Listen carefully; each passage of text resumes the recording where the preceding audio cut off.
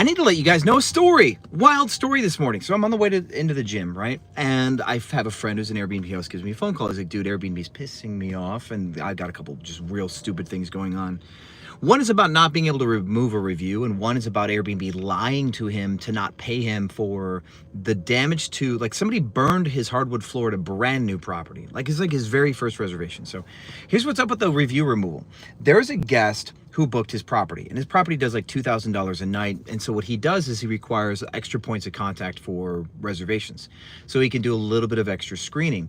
And the guest who booked his house did not communicate, did not do the extra stuff. And you know, Airbnb's got this policy that if you don't get your side enforced before the reservation, you have to cancel the reservation. Or if you are now mid-reservation, like it's after 4 o'clock and they're checking in at 4, once the reservation is technically active, even if they didn't follow the house rules, you have to honor the reservation as is. Like if they brought a pet and didn't pay you your pet fee, the fact that the reservation started, you have to honor it. And if you cancel it, you get penalized or fined, right?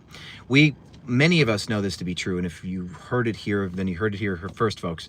So what happened was this group was going to try to check in, and he actually undid the code. He blocked the code so they couldn't get in until they complied. I think that's generally kind of a cool idea. The guy who booked isn't even on site. Now is calling upset, like, dude, my people can't get in. He's like, you didn't fill out the information. I've been trying to get a hold of you. So he finally fills out the information. He turns the code on. That guy even said that he's not personally staying at the property, right? So this is like an illegitimate third-party booking that wasn't claimed. He didn't say booking for other people, so that way my friend Ray could say, all right, well, we need to add somebody's Airbnb account to the res. You know, like all that could have happened. So then the guest leaves a 1-star review, right? And of course, it's retaliation for the fact that Ray enforced his house rules, right? So now Ray tried to get it removed because the guest didn't stay. That was what his angle was. And you know, Airbnb's got this new policy where you get 1 appeal. So he goes in twice and said, well, the guest didn't stay. He can't leave a review. If the guest doesn't arrive, then the guest doesn't stay or arrive or whatever, then, you know, that is illegitimate. His first mistake, and this, I want to share this part with you before we get into the burnt wood floors, is because he misunderstood this. If a guest shows up and says, I'm not staying, the fact that they arrive to your property at all still is claimed that they have experienced your property enough to leave a review. So if you're going to use that the guest did not stay, you have to say that the guest didn't even arrive. They didn't try to check in and then cancel. They didn't show up to a dirty place and then leave. They never set foot on your premise. And the fact that they never set foot on your premise is the big variable here that allows you to say that the guest did not stay. Because the moment that they show up to the property, they can say that they experienced it. Now, in this case, there was no one from his reservation that did arrive to the property, because remember, the guy booked a legal third party, and all the people that showed up were not associated with the reservation. The guy didn't add them to the reservation, nothing like that. So he still does have that claim, but he said it the wrong way.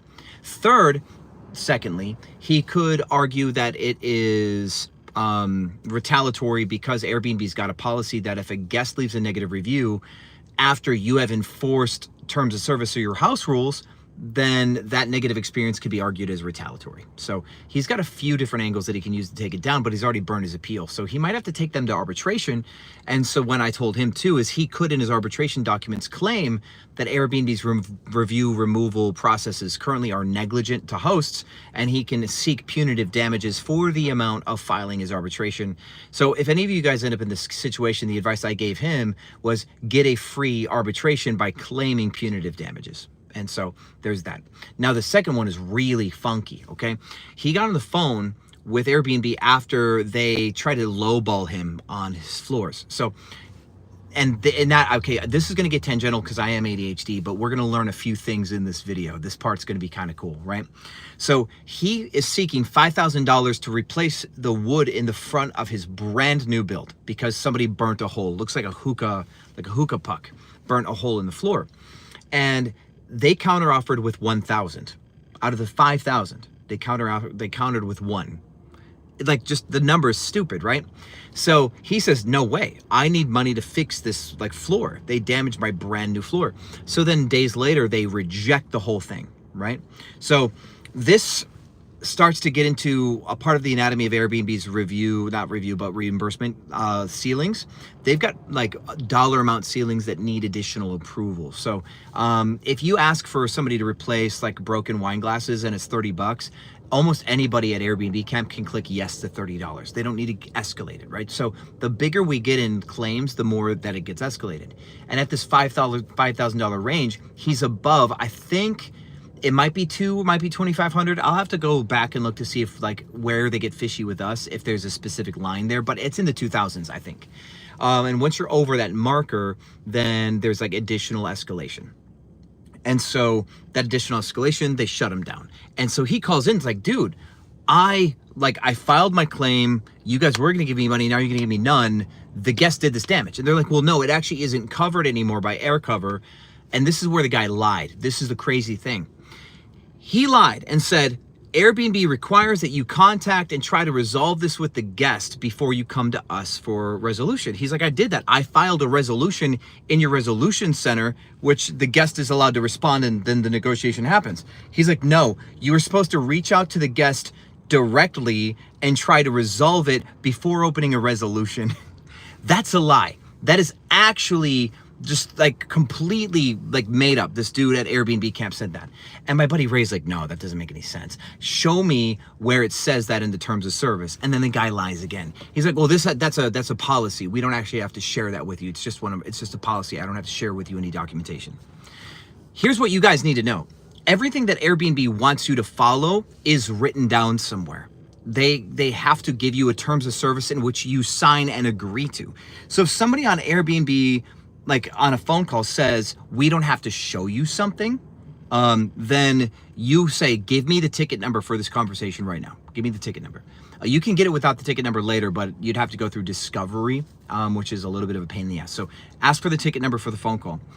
Anytime that an Airbnb guest claims that you have to follow something and they can't show you the documentation, they're trying to misrepresent you. And in this case, the one that we came to is he made up a step that you're supposed to reach out to your guest directly and try to get them to pay before you go to the resolution center.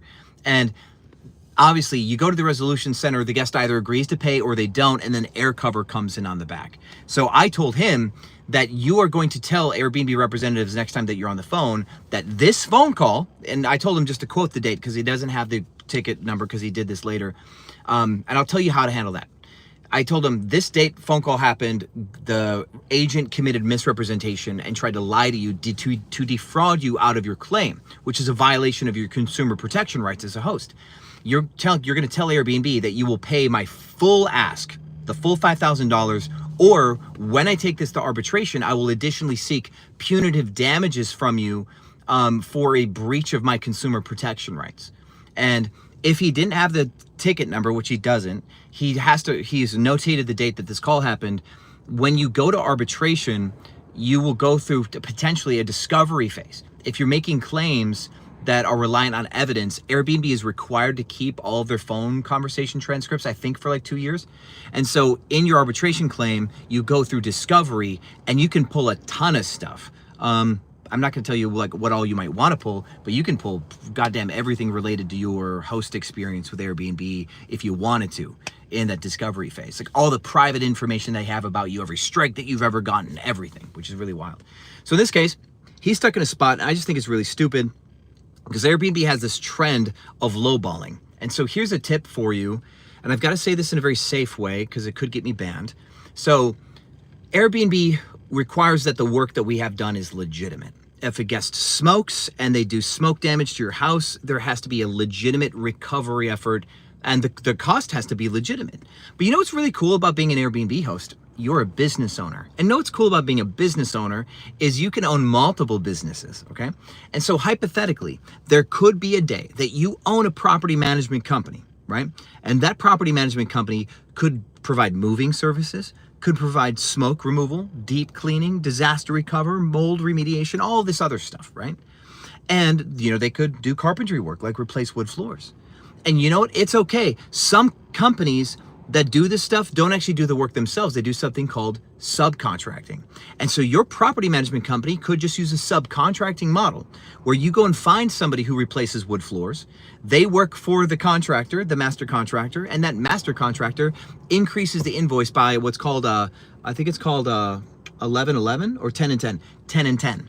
So that means you add 10% and then you add 10% again. So in this case, it comes out to be like 21%-ish is how much you end up marking up a margin. So you could own a company that makes 20% margin on subcontracting services for Airbnb hosts, and you happen to be one of your customers.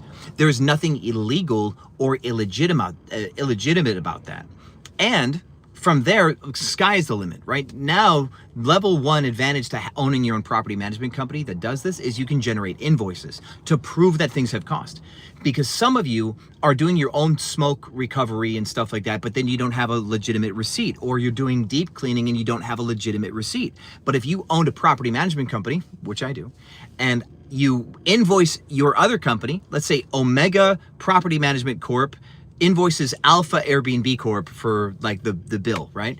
Now, Alpha Airbnb Corp can go to Airbnb Aircover and say, I've got this invoice. Omega Corp is charging me $2,000. You now have an invoice. So owning your own property management company could allow the paper trail between your home ownership or property or Airbnb management and the property management side.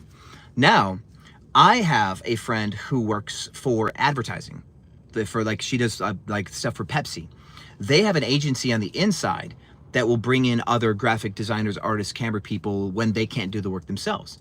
That in-house agency is just existent so that way they can generate the appropriate sized invoices for Pepsi to pay. Their cost to do an ad may be $70,000, but they've quoted Pepsi $200,000. So they need a third-party agency who bills for certain services to make everything tidy up in the numbers. So in big corporate, this happens in medical as well, companies will own subcontracted companies and other stuff like that, and the paper trail between them generates these expensive invoices, right?